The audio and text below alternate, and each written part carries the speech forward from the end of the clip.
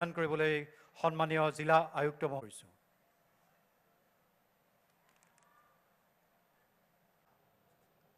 Microfinance तिथि तथा अखम सरकार और राजस्व दुर्যোগ व्यवस्थापना विभाग विज्ञान आदि विभाग और परम सम्माननीय मंत्री श्रीजुत केशव महंतो डांगोरिया नौगांव सदर संबंध আজি আমাৰ নগাঁও জিলাৰ 7টা ৰাজহ চক্ৰৰ অন্তৰ্গত বানপানী ধুমুহাকে ধৰি প্ৰাকৃতিক দুৰ্যোগ তাৰ পিছতে মাইক্ৰ' ফাইনেন্সৰ ঋণমুক্ত চাৰ্টিফিকেট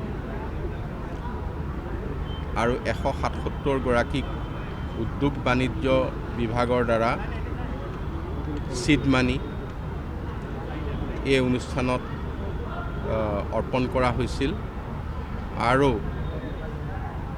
মাননীয় মুখ্যমন্ত্ৰী ডক্টৰ হিমন্ত বিশ্ব শৰ্মা ডাঙৰীয়াৰ বিশেষ তৎপৰতাৰ বাবে আমাৰ চৰকাৰখনে এনে ধৰণৰ টকা পইচাসমূহ পোনপটীয়াকৈ মাজত কোনো বাধা নথকাকৈ সকলো টকা পইচা যাতে তেখেতসকলৰ একাউণ্টত ডিবিটিৰ দ্বাৰা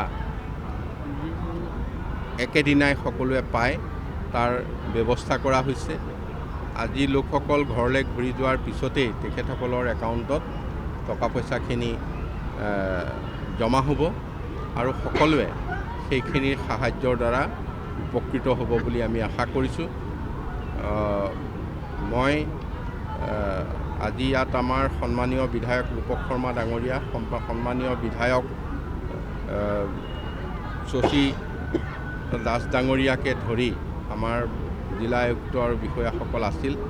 আমি এই অনুষ্ঠানত উপস্থিত হোৱা সকলো লোককে আমি ধন্যবাদ জনাইছোঁ আৰু অতিৰিক্তভাৱে এটা কথা আজি সংযোজিত হৈছে, সেইটো হৈছে যিসকলৰ চৰকাৰী মাটি, ৰেলৱে মাটি ক'ৰবাত যদি তেওঁলোকে চৰকাৰীৰ যিটো নিয়ম মতে টকা পইচা পোৱাৰ বাধা আছিল, তেওঁলোককো মুখ্যমন্ত্ৰীৰ পুঁজিৰ পৰা সাহায্য বানপানীৰ ক্ষেত্ৰত যিহেতু ক্ষতিগ্ৰস্ত হ'ল আগবঢ়োৱা হৈছে। তেনে 266 গৰাকী ব্যক্তিলে অতিৰিক্তভাৱেও আমি